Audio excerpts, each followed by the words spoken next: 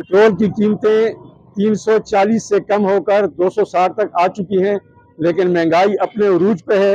ना ट्रांसपोर्ट के किरायों में कमी हुई, ना और अशियाए नोश की कीमतों में कमी हुई।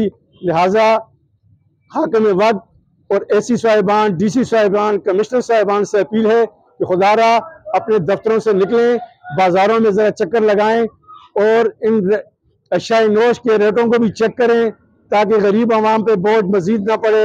मुर्गी की कीमत आज 460 रुपये किलो तक पहुँच चुकी है। गरीब आवाम की कुव्वत बर्दाश्त खरीद से बाहर हो चुकी है। लिहाजा खुदारा इस महंगाई को कंट्रोल करें।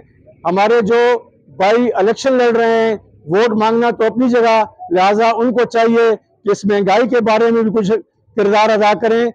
यही इन लोगों से आवाम की तवक्कुआत हैं, यही लोग हमारे नुमाइंदे बन के कर पार्लियामेंट में जाएंगे। खुदारा इस महंगाई के लिए भी आवाज़ उठाएं और इंतजामिया से दोबारा अर्ज करता हूँ, खास करके उग्गी के एसी साहब से, कि खुदारा आप बाज़ारों में निकलें और अशियाए खुर्द नोश के रेटों को चेक करें ताकि गरीब आवाम पे मजीद बोझ ना पड़े।